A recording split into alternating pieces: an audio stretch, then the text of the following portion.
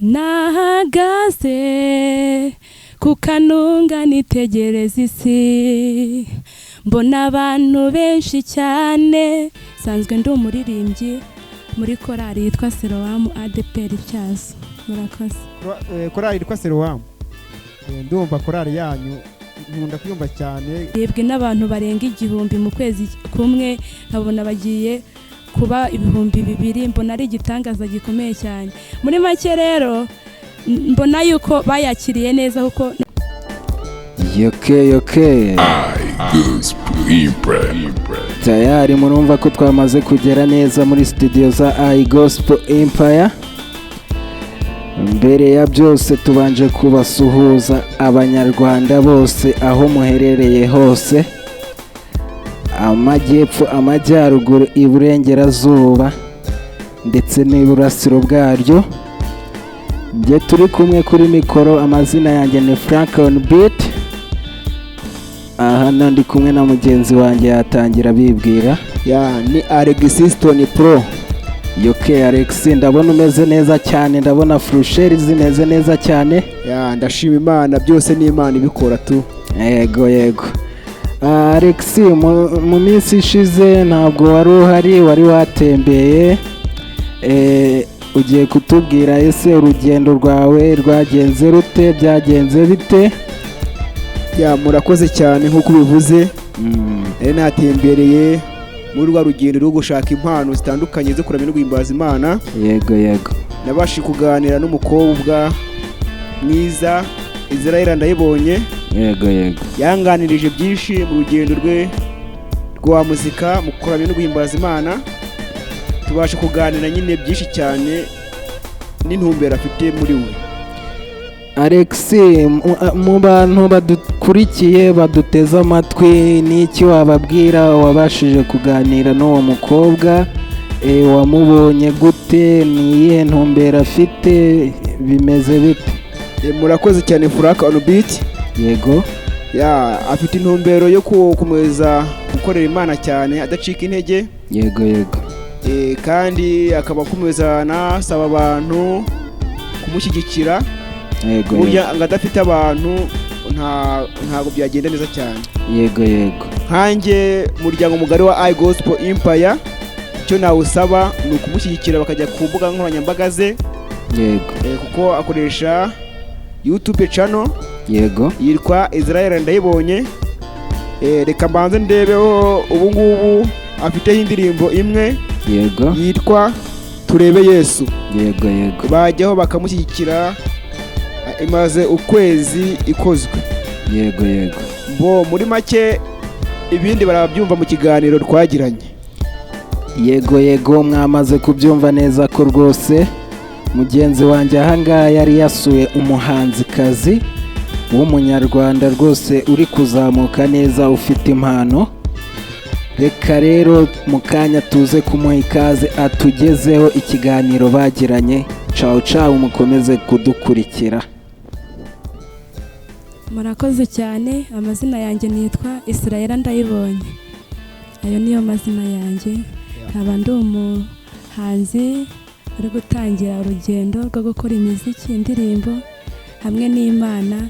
Ndizera izabinshoboza nubwo bitaba byoroshye.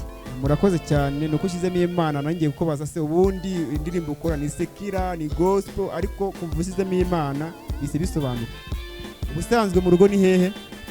Ubusanzwe mu rugo kavukire ni Rusizi mu murenge wa Giheke, ariko ubu ngubu mbarizwa muri Nyamasheke, Kibogora. Murakoze cyane.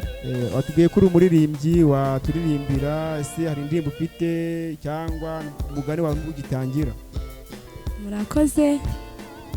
Nk'uko nabivuze ko ndi gutangira urugendo rw'imiziki, hari indirimbo ya mbere nari nabashije gushyira hanze. Iyo ndirimbo yitwa Turebe Yesu, niko yitwa. Turirimbiraho tukumva agace gatoya. Murakoze. Nahagaze ku kanunga nitegereza isi mbona abantu benshi cyane banyuranamo n'ingoga, bafite umuvuduko mwinshi, umurava wo gusiganirwa gushaka ubutunzi.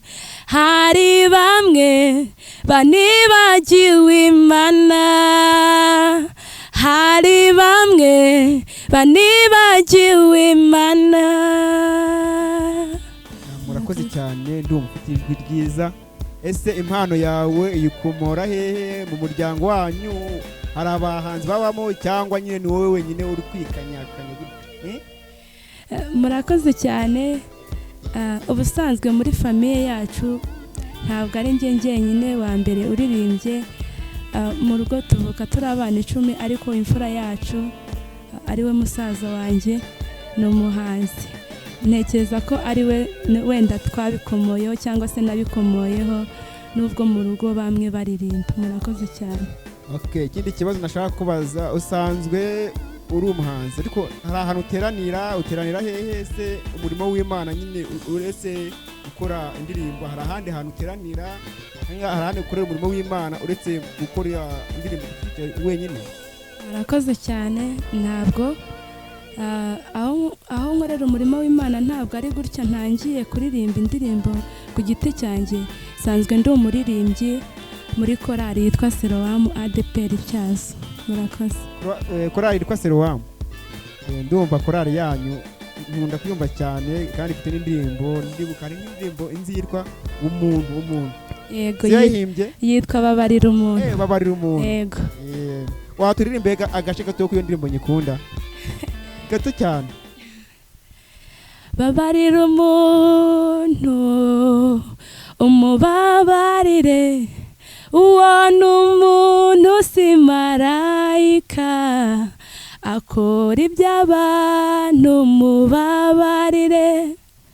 Mubabarire nanjye mubabarire, turi abantu dusangiye intege nke, dutunzwe n'imbabazi za Nyagasani. yoke nk'uko muri kubyiyumvira rero bakomeje kuganira, agenda amubaza ibibazo bigiye bitandukanye. Ikindi kibazo nakubaza, ubuzima busanzwe gukora umuziki wa gospel cyangwa gukora indirimbo ni ibintu bigoye.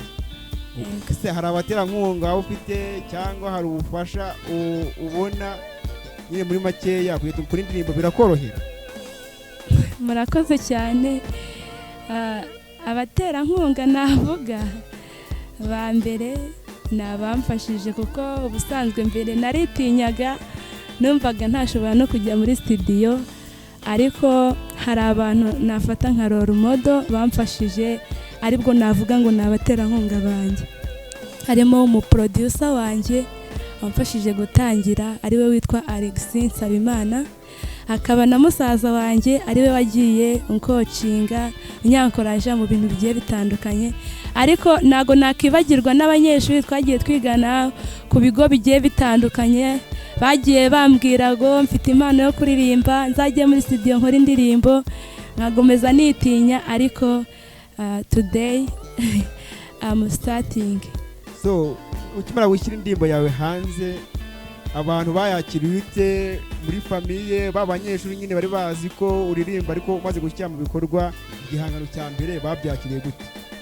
Murakoze cyane. Ngewe nkurikije uburyo nabibonye, buriya naranatunguwe cyane bikomeye cyane, kuba umuntu nkanjye nkoze indirimbo imeze kuriya, nkabona irebwe n'abantu barenga 1000 mu kwezi kumwe, nkabona bagiye kuba 2000. Mbona ari igitangaza gikomeye cyane. Muri make rero mbona yuko bayakiriye neza, kuko no muri comment ndabibona baranshyigikira, nibo baterankunga banjye ngira ba hafi. Murakoze.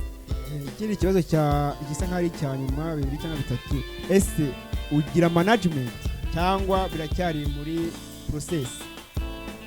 Murakoze.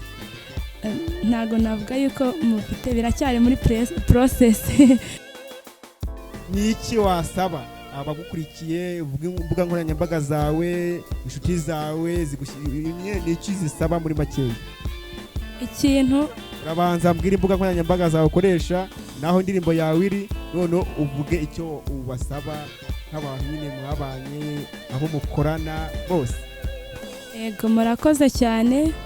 Urubuga rwa mbere nababwira mwayisangaho indirimbo yanjye ni kuri YouTube channel yanjye, ariko no kuri Facebook mwayisangaho ndayikoresha, n'ubundi amazina ni yayandi, ndetse no kuri TikTok naho mushobora kubonaho ibihangano byanjye.